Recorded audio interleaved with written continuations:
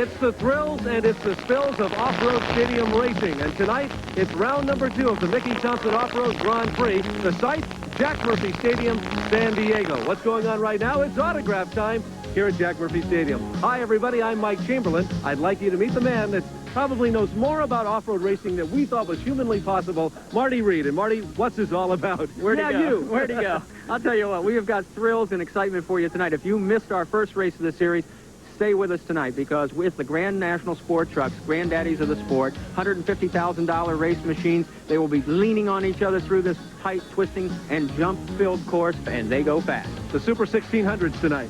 Well, Super 1600s is basically the formula cars of this sport. One of the most popular of all the divisions is the Ultra Stock. Well, if you were a drag racing fan, you would call them funny cars because they are exotic looking, but again, very, very lightweight, very fast. And we did not leave the motorcycle races out of it. They call it Ultra Cross Racing. Well, 250 cc's of romping, stomping terror, and if you want to see airborne wings, I mean, you don't have to have jet fighters. These guys will do it. The Air Force here tonight in San Diego. So buckle up, ladies and gentlemen. The Grand National Sport Trucks are built to fall apart, and we will guarantee you they will do just that. Don't go away. The Mickey Thompson Off-Road Championship Grand Prix from San Diego coming right at you. The Mickey Thompson Off-Road Grand Prix Championships are brought to you by Budweiser, the king of beers, and proud sponsors of the 1988 U.S. Olympic team. For all you do, this Bud's for you. Welcome back, everybody, to Jack Murphy Stadium, San Diego for the Mickey Thompson Off-Road Championship Grand Prix.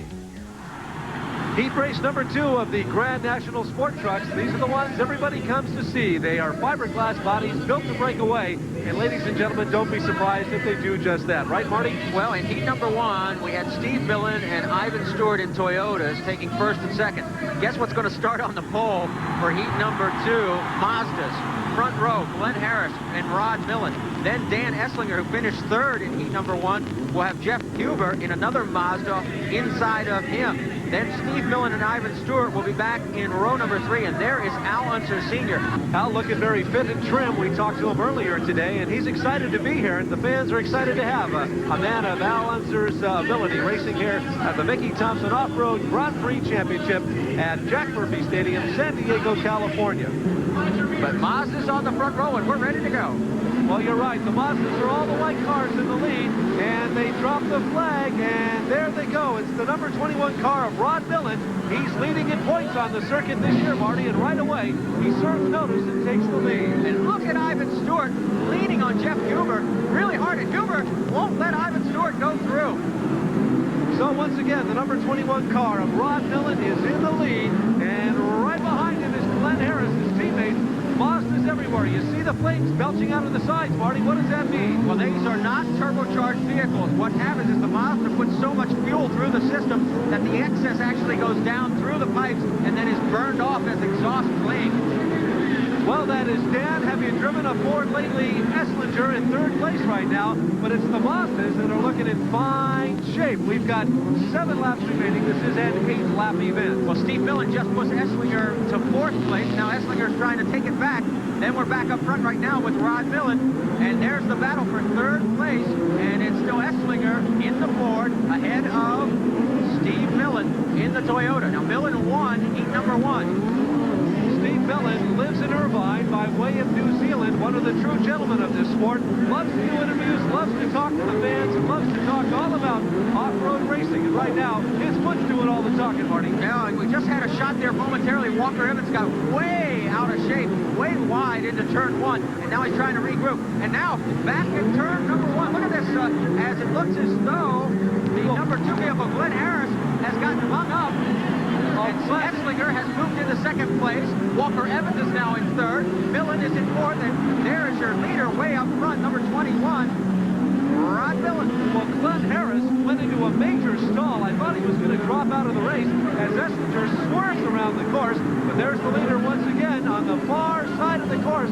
And grabbing some air, ladies and gentlemen, Rod Millen. Let's stay with this battle for 2nd and 3rd because Rod Millen is in a league by himself right now in the Mazda. He's getting a lot of help from his teammates as far as keep letting no one through. But watch Esslinger as he gets high up over that bump and going over in that corner right into the wall at turn number 2. A Mazda and one of the Toyotas. It looks like, I can't tell, yes, it's Jeff Huber, and it looks like Iron Man Ivan Stewart.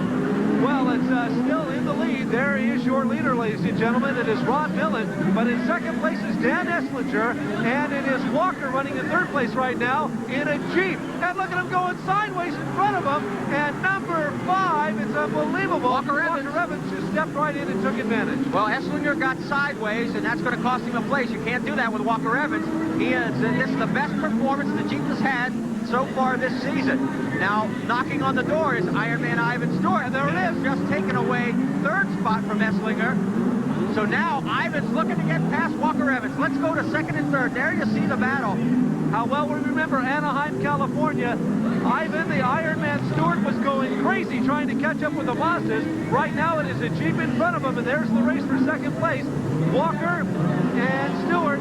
And there it is, Walker Evans and Stewart going toe-to-toe for second place. Well, this is the finest horsepower performance that Walker Evans has put on with the Jeep so far this year. They have been having a tough time with that four-cylinder engine, but it looks like they have got it under control now, and he is holding off Ironman Ivan Stewart. And right now, it's Rod Millen way out in front. This is the real race for second place. There is Rod. He is a good 2 turns ahead of second and third place, as here you see the battle between Walker Evans in the Jeep and Ironman Ivan Stewart. He's going to try the outside move again. Here we go, as he's got to close off the door because of Danny Thompson's stalled vehicle. And now, Ironman does it again, takes over on an outside move. Unbelievable driving by the Ironman. And quickly, Walker Evans must be losing some power because he's dropped all the way back from second place to 5th. Oh, there's no question. As they came out of turn number 4, the Jeep went into a major stall, and about 4 cars took the opportunity to pass him up. But it is Rod Millen running a just flawless race at this moment as he gets a little bit sideways as he comes down the washboard.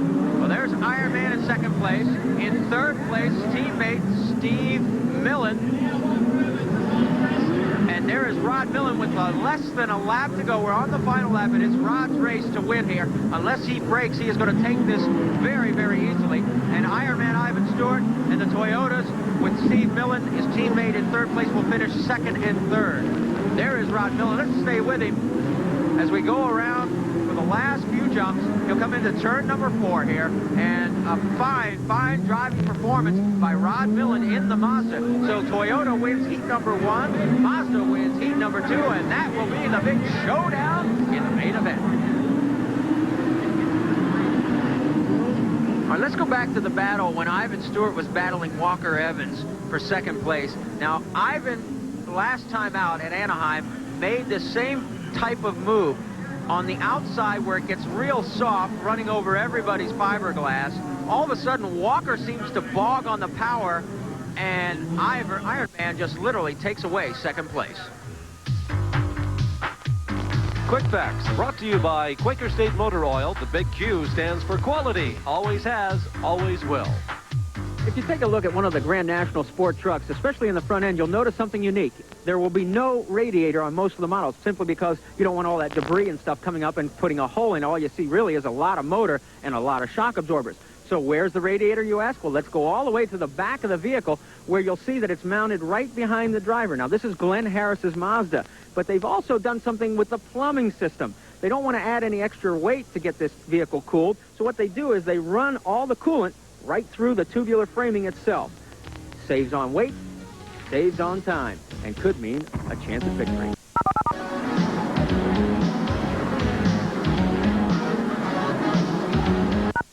Well, Marty, right now we have online the unlimited Super 1600s, and there's our on-car camera, or in-car camera, I guess. Well, depending on how Robbie Gordon drives it, it could be either in the car or on the car. And last time out, he had our camera inside his vehicle and got upside down, gave the fans a ringside seat to what happens when these vehicles do go over. One thing to notice, if you've watched our racing action before in the trucks, with Roger Mears' vehicle, the ride is actually a little softer in the trucks, and maybe you'll pick it up here. Watch for it, that you'll see a lot more of the pounding vibration in these Super 1600s than you will in the trucks. The suspension system's not quite as soft, or not as forgiving, as I should say, in these Super 1600s as it is in the big trucks. Of course, all these cars come with onboard fire extinguishers. A lot of safety features, Marty, built into these cars. Robbie Gordon in our in-car camera. He is in row 3. Watch Brad Castle on the start. 2 cars in front of him. You can just see the yellow car there, right on the pole. Brad Castle right now, second in the points, and we're underway. Well, we're underway, and it is the number 26 car of Dan Bentley that jumps out to not only a lead, but a healthy lead, and he'll clear turn number 1 all by himself. And this is where things get real interesting early. Robbie Gordon was the number 1 qualifier and started in row 3, as we told you. We're going to go inside with him as he's making through the washboard area and through the turn now, up over one of the jumps, now up over another. He's got a car on his left side. Watch him keep the inside line, and now we're back up front with 26, Dan Bentley. All the while shifting, you can see the gear work going on. We've got a car upside down in turn number 3, Marty. It just is the wheel's still spinning, so it's going to have to be encountered now by the rest of the field coming around the track. Well, Bentley in first place, and then Brad Castle in second. And you're right, they're coming up through the washboard area and then coming down into turn 3. And that's exactly where they're going to encounter this car. And whoa, look out! I saw some indecision. He didn't know whether to go outside or inside. He went outside. The rest of the field took the inside line. So Dan Bentley coming out clean, nonetheless. From Yorba Linda, 27 years of age, he maintains the lead with 7 laps remaining. But it gave Brad Castle a little opportunity to move up inside and close a little bit of the gap. But Bentley opening it back up at the straightaway. Well, Bentley now on the far side of the course. This is where the motorcycles get air, and of course the Super 1600s do too. We have another car flipped out on the far side, but Bentley encountered it just perfectly, and he works from the washboard. Let's go back inside. Look at him bounce around. Robbie Gordon in 3rd place right now. Yeah. So our camera in fine position. He just got through Jim Fishback Jr. to take over 3rd place. Now, you see that car in front of him. That's the yellow car of Brad Castle, number 16. Now, keep an eye on Robbie. Look at shifting through the gears, coming up over through start-finish line. Hard landing. Remember, we told you about the difference in the suspension systems. Into the big turn sweeper, trying to set up Brad Castle now for the pass. Watch him try and cut down on the outside. He's going to try and get way outside, but he can't go because of the car flipped over. Now moves back to the inside. What racing action. Well, we have 4.5 laps remaining. Let's set the scene. That's Dan Bentley in 1st place, Brad Castle from Wayne Park in 2nd place, and the car with our camera inside, Robbie Gordon running number 3, and that's how it's been. Boom, boom, boom, 1, 2, 3, and as they come by the starter right now, we will have 4 laps remaining, and it is Bentley, Dan Bentley, 27 years old, that maintains the lead. There they are, 1, 2, and 3. Bentley, Castle, Gordon, and he's going to try and take it. Gordon's going to take 2nd place if he can hold it, but watch out, he's going to come close and oh, what a move. Oh, the back wheel nearly found the car that is dead in the water, and there you can see what Robbie's encountering out on the track. He's riding number 3 right now, and look, there's the dead car in front of him as he works his way inside. Bentley dropped out, he's dead in the water, so it is Brad Castle that has taken the lead. Bentley hit the hydro barrier, that's what caused him to slow down. He's now underway again, but now it's Brad Castle and Robbie Gordon. Gordon's going to try the inside line into turn 1. Not going to be able to, Castle will shut the door. And who's that in number 3 position from Montana? It is Jim Fishback who has taken the 3 position only because of the dropout of Dan Bentley.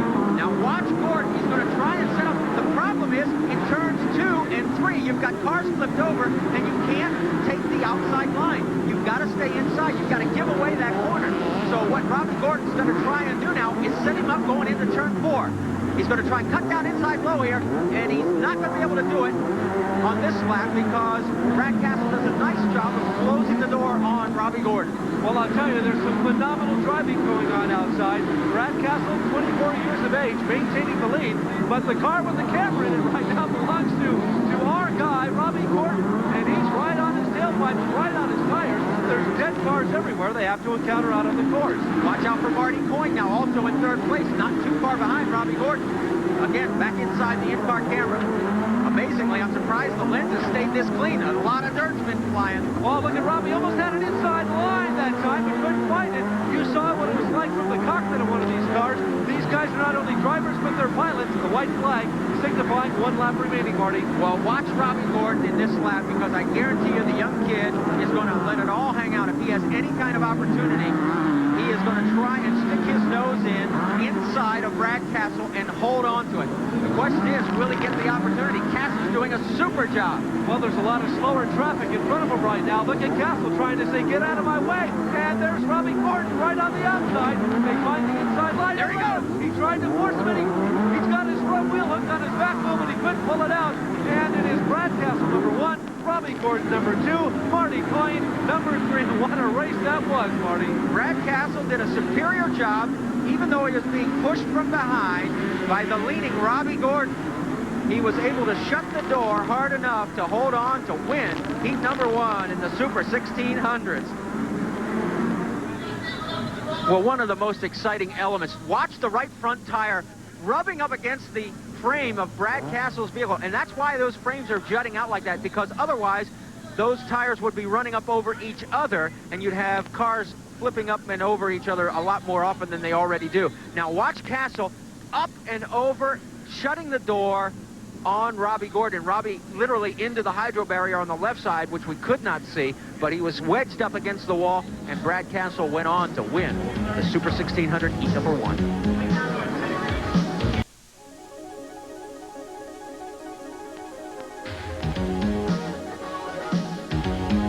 Marty, we're in San Diego, California tonight, but stadium off-road racing is an offshoot of desert racing, and that's what we're looking at right now. Yeah, this gives you an idea of the difference between the two. You notice how in some sections of the desert you will have nice straight stretches. Speeds in some of the vehicles as we go inside the cockpit can reach over 75 to close to 100 miles an hour on some of these vehicles. But in the stadium concept, what Mickey Thompson has done is taken all the pitfalls that you run into on the desert, stretched out mile after mile after mile, and compressed them into one atmosphere that everybody can see from start to finish. It's the one downfall of off-road desert racing. For example, some of the events will pick as many as 30,000 fans, but because you're spread out over a 100-mile course, it's awfully hard to see them. As you can see also, it gets a little dangerous for fans sometimes. They have to run like crazy to avoid the cars because the driver, I guarantee you, cannot see a thing right now. There's so much silt.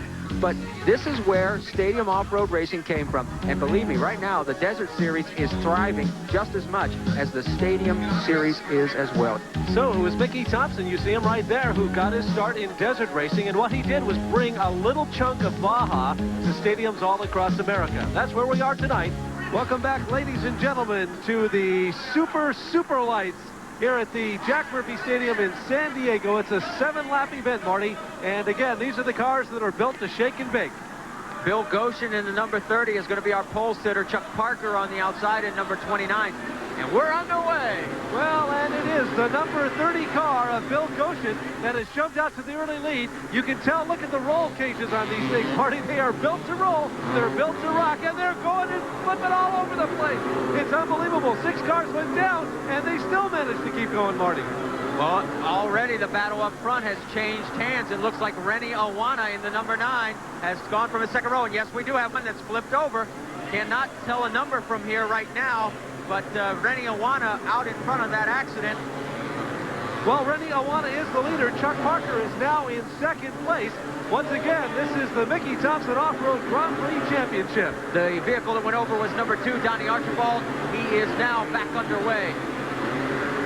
Rennie Awana, the man who is in the lead and on his tracks right now, is the 29 car belonging to Chuck Parker. These are super lights, and they are just that. They are super light, they are built to roll, they are built to tumble, and this is always exciting racing. The fans love to watch it. Well, coming up into 4th place now is Russ East. He started 5th on the grid, fell back in that first turn encounter where everybody got jammed up. Rennie Awana, meanwhile, getting past a stalled vehicle. He still stays out in front, but Russ East has moved into 4th place. And that is Richard Avaliero. That is now occupying the 3rd position in the super light category, but way out the lead is Rennie Awana, and he's opening up a nice gap. Now, let's talk about this, Marty.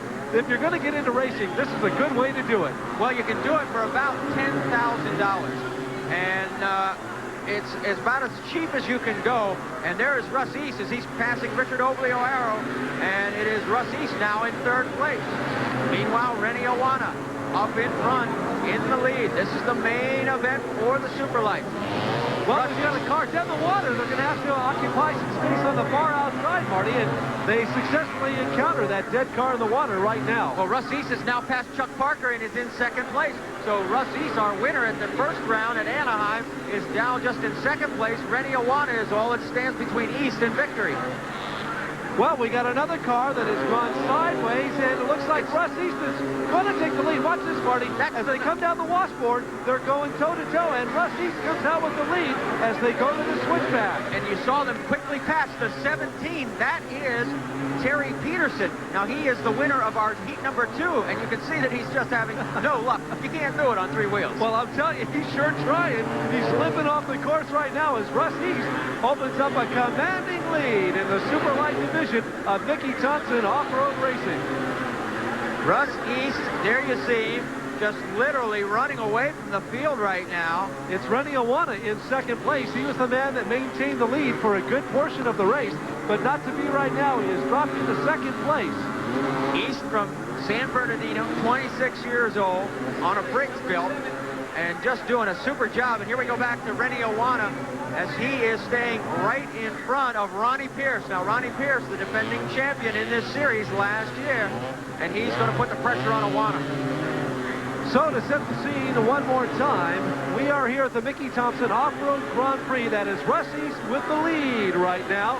And we saw a number of cars stumble off the course. They limped off the course. There's still some cars that are simply dead in the water right now. Russ East's car is covered with mud on one side. You can't even read the number. And this is the battle. Awana is going to be passed by Ronnie Pierce. Pierce is now in second place.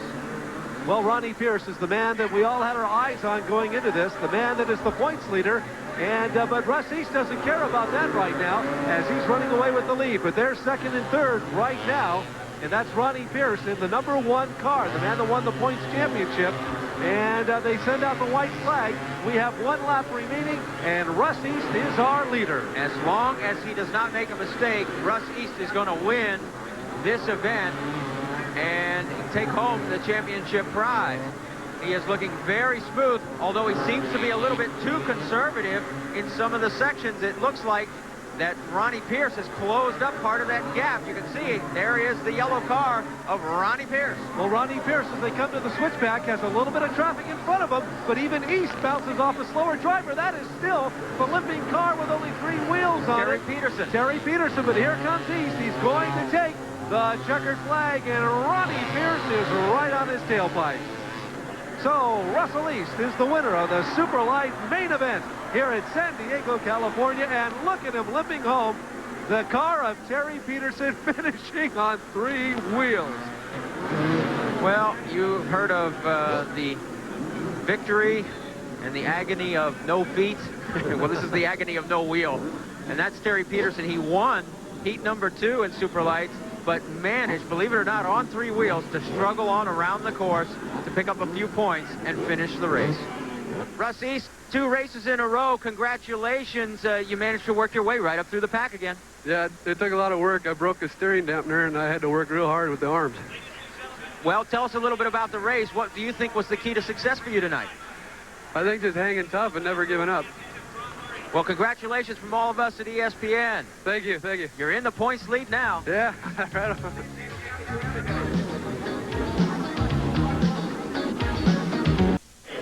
Well, Marty, we don't mean to confuse everybody. We're to the motorcycle, what they call the Ultra Cross division, heat number 1, 250cc bikes.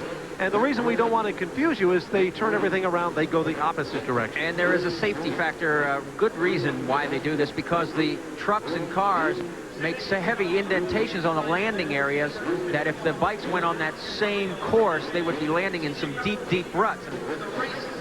You can see how they're getting everything triggered.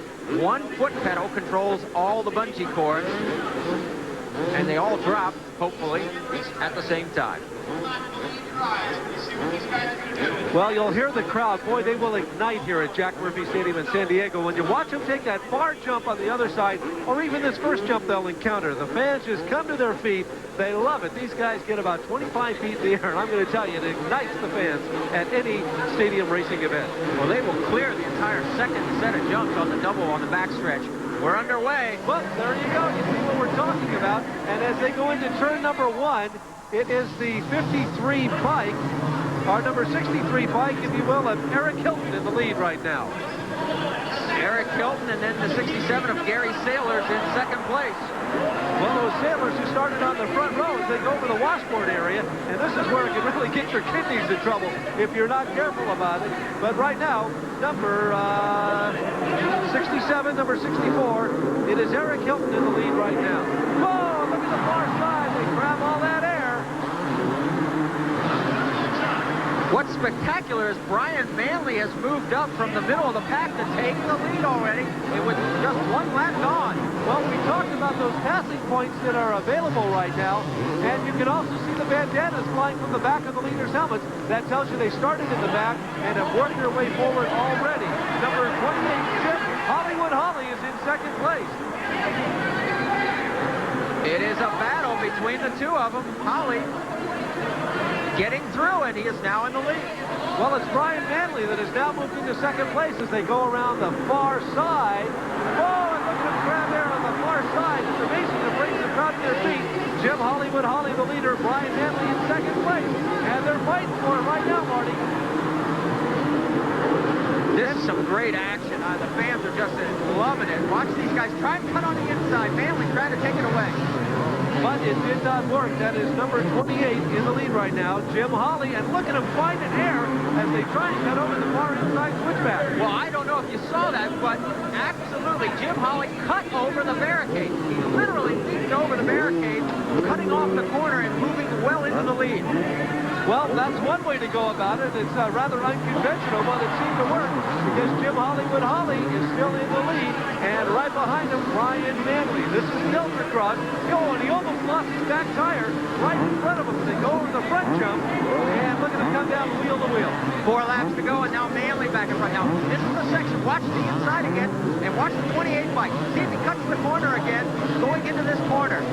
There he goes. He's done it. Look at how he cuts inside. He almost got the lead.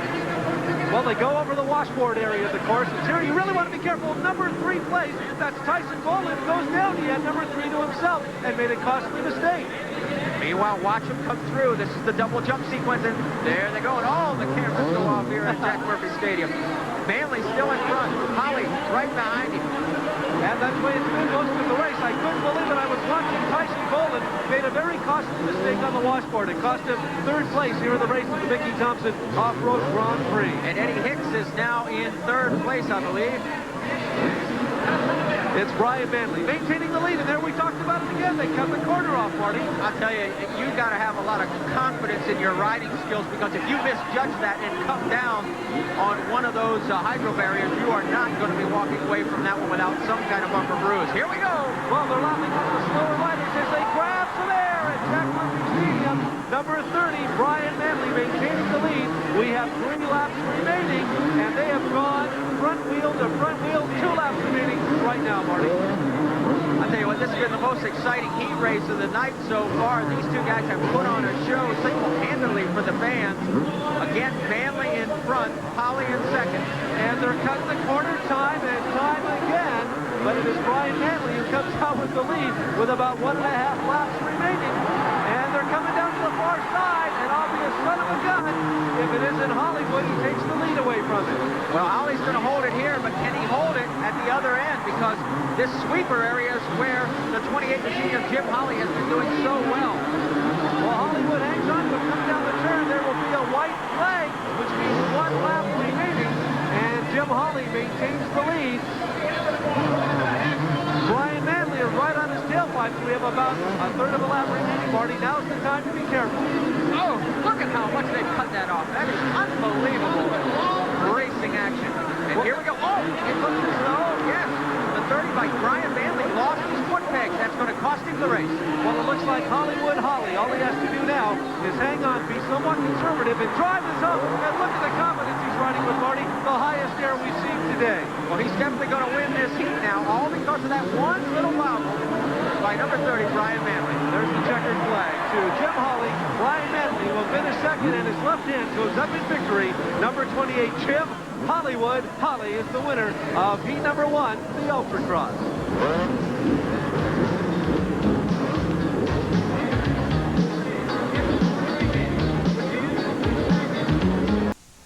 Well, we have reached the portion of the program called the Ultra Stocks. And Marty, why don't you explain for everybody exactly what are the Ultra Stocks? Well, Ultra Stocks, if you were into any other sport such as drag racing, you would call them funny cars. I mean, basically what it is are chassis that have bodies on them that look similar to the vehicles that you would see out on the course of driving through town. For example, there is a Mazda, but I guarantee you your Mazda at home would not look like that of Bill Silverman's who's sitting on the pole.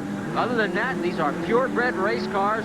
They have a tendency to really go fast, go high, and go over. Well, Marty, I'll tell you one thing. They are now going, and that's Bill Silverman in the number 18 car. Had the lead temporarily, and these big cars are making a lot of room as they come around the far side. And as they skid into the washboard area, it is the number 12 car belonging to Lloyd Castle who opens up the lead, Marty. Well, Lloyd Castle had himself one heck of a ride in the heat race.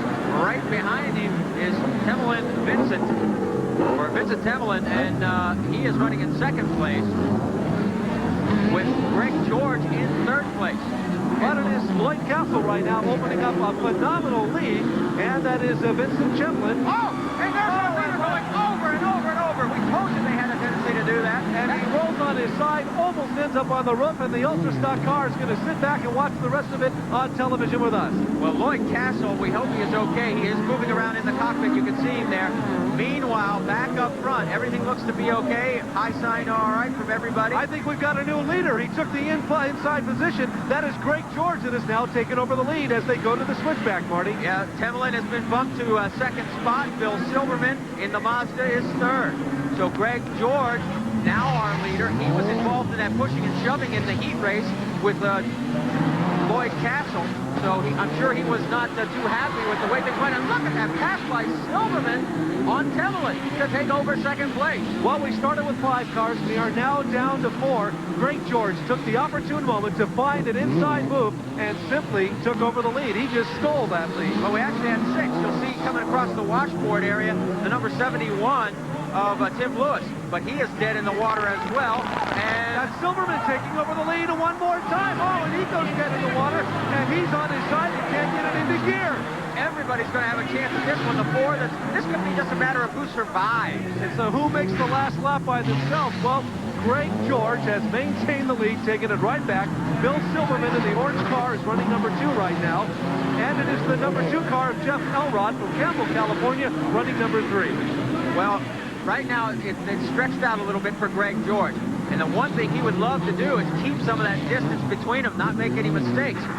Into turn number 2. Jeff Elrod putting the pressure on, and he's going to go past Bill Silverman. Silverman has been passed. He has stalled the car, and he's gone from second to 4th just that quickly. So Greg George now has to worry about Jeff Elrod. George at first. Silverman has been powering down the entire race. He seems to lose power and then suddenly finds it again. He's losing it back in the back. But here's Greg George, our leader. It could be a fuel pickup problem. What happens sometimes is that the fuel sloshes around in there, may not be picked up and fed into the carburetor system. Well, these carburation systems are very complex. Silverman trying to make up lost ground, but here's the leader. It is Greg George in the number 4 car. And in the number 2 car, Jeff Elrod. And in the offseason, he loves to fish. And out here, he'd love to reel in a win today, Marty. Well, Elrod is again smoking. He smoked during the heat race. And he's going to try the outside line. That could end up proving to be very costly because it'll put him outside the groove. But he managed to fight it back in and is going to try again to pass Greg George.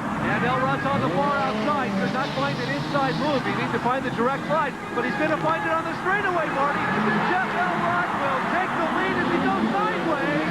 And Greg George is refusing to let him back in. Here we go. Look out! Oh, they split cars there on the outside race. Greg George in the blue and white car. Jeff Elrod in the black and yellow car. And Greg George is refusing to give up any ground.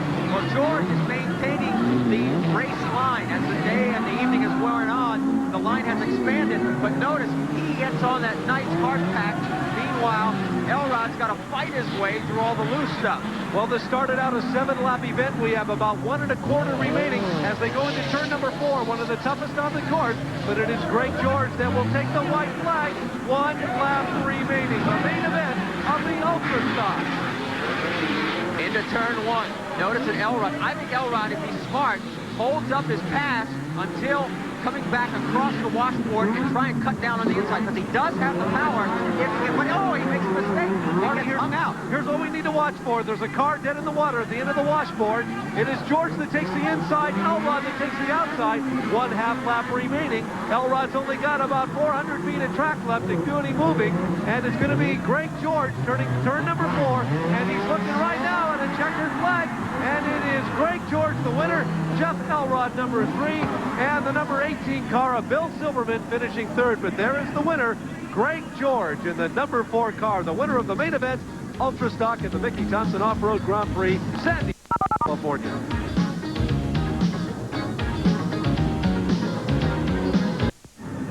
Well, ladies and gentlemen, this is the main event, the granddaddy of them all, the Grand National Sport Trucks. They race hard, they race every week, they know each other, they know their machines, and Marty, this is what they come to see, a 10-lap race. Well, you know, really, you mentioned the fact that everybody knows each other. Off the track, this is a close group. You're right. They stick together. They trade some of the secrets, not obviously all the technical ones, but once they strap on the helmets, the driver's suits, and climb behind the wheel, you can forget about it all. You might have guessed by now, these cars take a terrible beating out on the track, so suspension is very important. Marty Reed shows us exactly how and why. If the engine in an off-road vehicle is the heart, then certainly the legs of these vehicles has to be the shock absorbers. For example, taking a look at Ivan Stewart's Toyota, just examine one shock absorber. On your car at home, it can withstand about 2,000 pounds of pressure, but each one of Ivan Stewart's shocks can handle 9,000 pounds. That's 18,000 pounds on this one side of the vehicle alone. To give you an idea, drop your car off the roof of your home. You won't be able to drive it, right? But in this Toyota, you'll just keep on plugging along. The people to watch in this race, I was going to tell you to keep an eye on number 6, Steve Millen, but we have been told that the Rough Driving Committee has moved Millen to dead last on the grid. Now, your chances of winning this race from the dead last starting position are going to be tough, but if anybody can do it, Steve Millen is certainly one of them. Also, keep an eye on Ivan Stewart. The Toyota this week has been running extremely well, both in practice and tonight in the main events and in the heats. They call him the Iron Man, and he got the nickname because he drives the Baja 1000 alone, single-handed. Ivan Stewart, you also showed why that nickname is true. The last time we were on ESPN in the stadiums race at Anaheim, you made a pass that was just unbelievable. It shouldn't be able to be done, but let's go through it again because we have it on videotape, and I want you to describe this. Well, Marty, you know, I was running along there pretty good. We ran real good last week. And I saw those 3 other trucks up there, and I saw 3 Mazdas that were leading a Toyota-sponsored race, and I thought, I just cannot have this. I got to do something about it, and I drove a little more aggressive than I usually do, and it paid off. You know, you got to be real careful, though. You know, we have a whole group of people that are watching this race, and they penalize you for being a little bit over-aggressive. So you try and do these things without anybody seeing you, but if you dive in there and tear a fender off and not get penalized, it's kind of tough, but we worked out pretty good last week. Earlier tonight, Marty Reed had a chance to meet a guy that I tell you, I've idolized this guy for a long time. Al Unser Sr. is with us tonight, and Marty chatted with him earlier. Normally, Al Unser Sr., your familiar face is behind the wheel of an Indy car. Tonight, here at Jack Murphy Stadium, and it's a different pace for you, isn't it? Yes, it is. It's a change of pace that I enjoy doing. This is really a lot of fun. It's hard. It's not easy, and it's so different than what I'm used to that it's really fun. Describe some of the differences for me. Obviously, you're not going airborne in an Indy car, hopefully. Hopefully you're not. And these you do. These you have to, you know, be able to judge your speed on the jumps and make sure that you're on the throttle at the right time. It's a difficult job. It's not easy. It takes a total different technique of driving, and it's hard for me to come in and just step in and do this because I'm not used to it.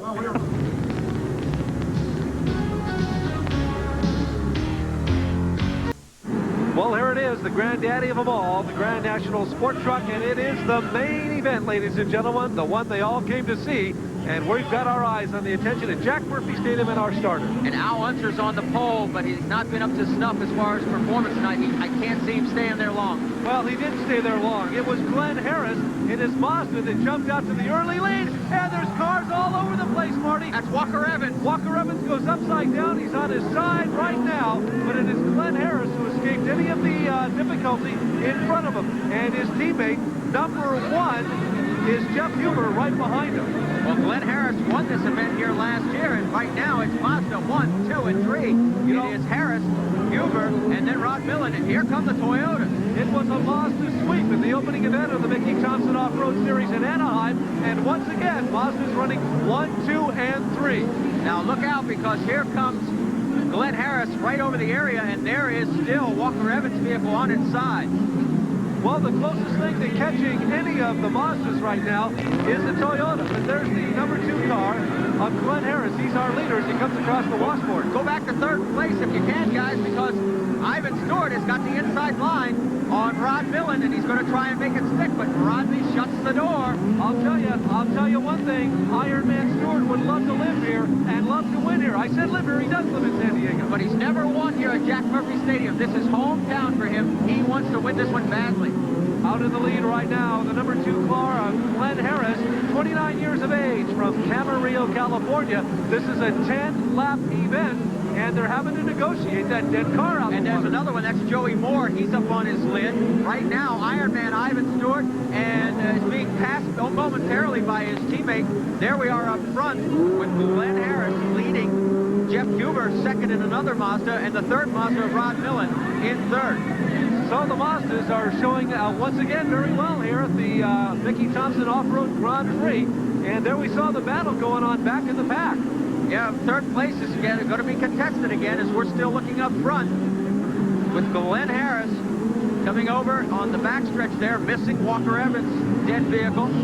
Well, it looks like a car graveyard out there right now. Cars upside down, one on its top, but the Mazdas could care less. They're running 1, 2, and 3 right now, and it is the number 3 car of Iron Man Stewart, the only guy close to the Mazdas. Here's a look at the battle. Yes, here's the battle for third place. That's Rod Millen and Iron Man Ivan Stewart. Now watch out. He's giving him a little love tap there. He's letting him know, saying, Rod, I'm back here, buddy. I know you don't want to look at any of mirrors because you don't have them. You don't care about them, but I'm here. Well, these are breakaway fiberglass bodies, and they have a tendency to do that. The cars run about $75,000 to $125,000 apiece. And there's the race. Look at him skirting around the corner now. And Stewart had to go wide. He missed the opportunity to go inside. So it's I think it's going to pay off. He did it before in Anaheim. He's going to keep the inside line, and he's going to take over third spot. Well, Stewart drove like a madman. You can see his body parts starting to break away now from the car. They are fiberglass. These cars have only one gear, ladies and gentlemen, and they're geared to go up to 90 miles an hour, automatic transmission. And Rod Millen at the halfway point takes the third spot back away from Ironman Ivan Stewart. So Stewart's still trying to catch some fender work of one of the Mazdas in front of him. And that's the big race right now. Here's Stewart again trying to catch up. And he does it. He's going to pass him on the far corner. Oh, he had to go wide again. But again, if he can make it pay off and get the inside line, but not this time, Rod Millen's going to shut the door real early. Oh, Millen's going to go over. Oh, he pulled it back at the last minute. Yeah, but it cost him third place. Ironman Ivan Stewart now in third. Well, it went from four-wheel drive to the two-wheel real quick on that one. Ivan Stewart now maintains third place at the Mickey Thompson Off-Road Grand Prix. Meanwhile, Glenn Harris running away with it up front. It is Mazda running 1 and 2 with Glenn Harris and Jeff Huber, and then Ivan Stewart in third. Ivan Stewart told me in Anaheim when he finished out of the money there, finished fourth, if they had one more lap to go, he said, I could have won the race. Whoa! Almost again. Rod Millen has gone completely around, and he has dropped well back now. Ironman Ivan Stewart trying to take over second place on Jeff Huber.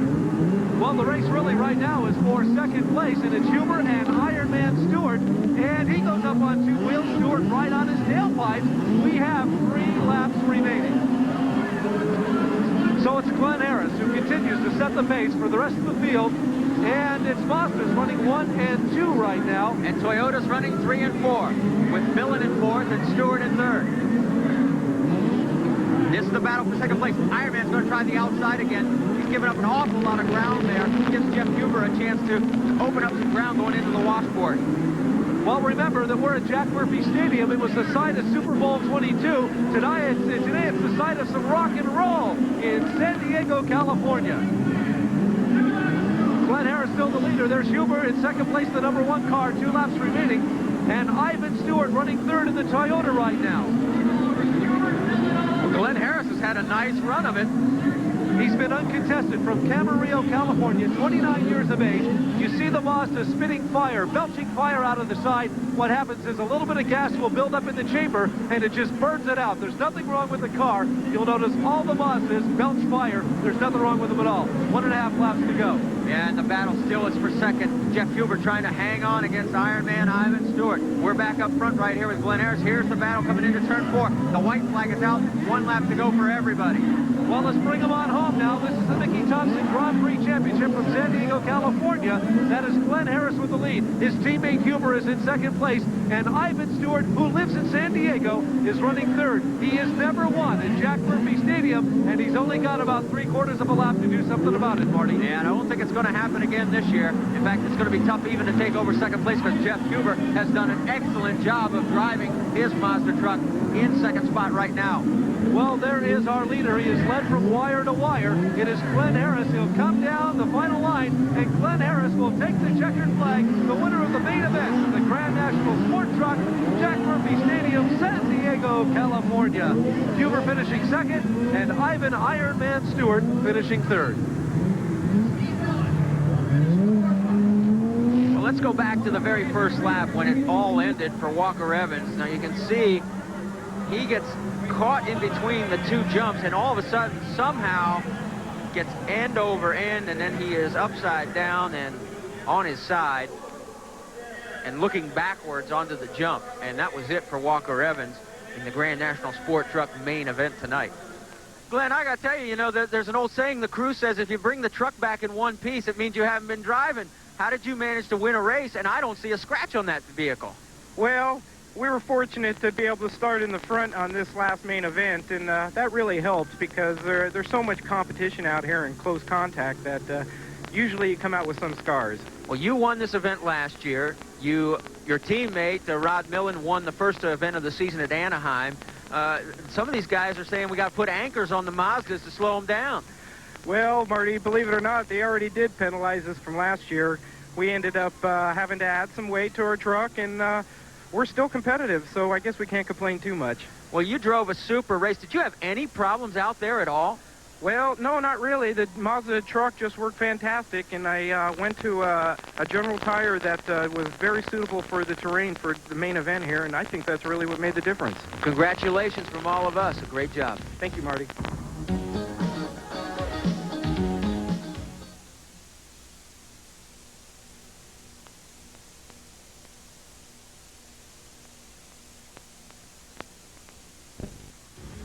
The Mickey Thompson Off-Road Grand Prix Championships were brought to you by Budweiser, the king of beers, and proud sponsors of the 1988 U.S. Olympic team. For all you do, this Bud's for you. This has been a presentation of Bud Sports through the facilities of ES.